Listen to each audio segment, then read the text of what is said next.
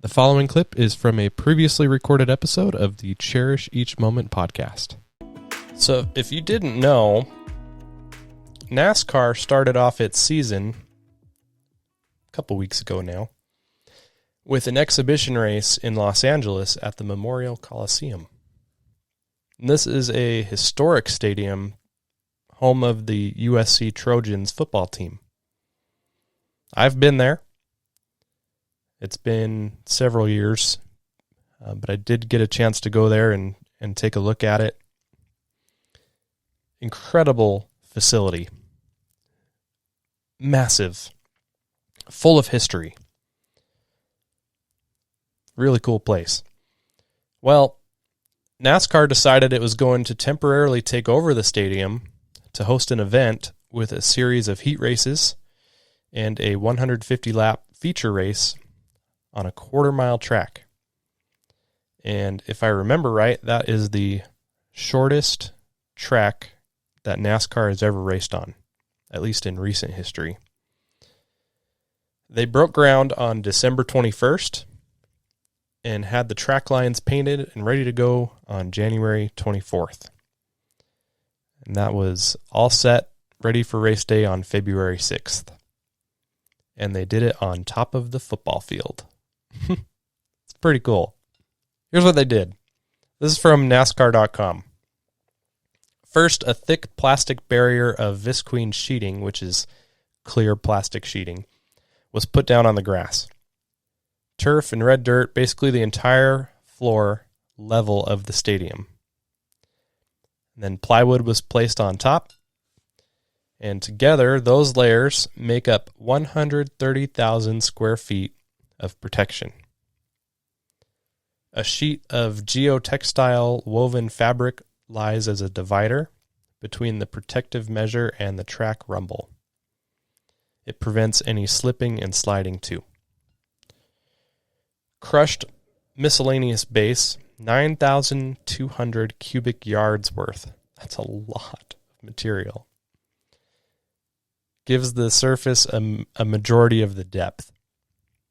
There's a foot of the fill below the flat infield and 4 feet on the outside with 2.5 degree banking in the turns.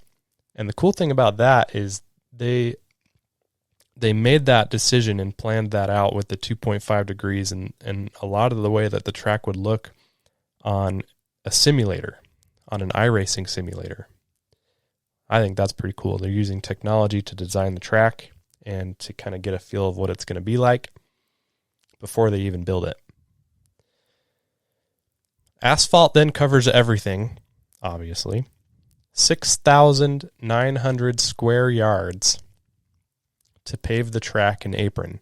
6,800 for the infield, adding another 4 inches deep. So I can only imagine the anxiety this gave the grounds crew.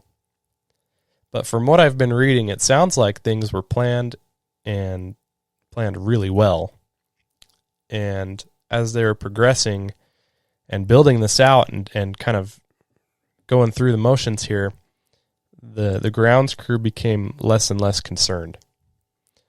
And I'll bet by football season, you'd never know the track was ever even there. A couple days after the race even, they were already tearing it up, getting it out of there. Something funny from this article, there were a couple of patches of grass from the football field still exposed and untouched. And one of the grounds crew guys still needed to cut it. And to do it, he had to push the lawnmower across the track to get there. I love it. I love the commitment. That's just awesome. So overall, this was a pretty amazing transformation. There's a really cool time lapse of the process online. And it was cool to watch the race and to think about being there and seeing it as a football field last time I was there and seeing a racetrack there now. And really, really cool. I'll be trying to find info and updates as they work towards removing the track and restoring the football field and getting ready for football season. That's I think, where the real story is. And I'm going to try and find it. And if I can find some good stuff, we'll bring it here. So stay tuned, and hopefully we can learn more about that.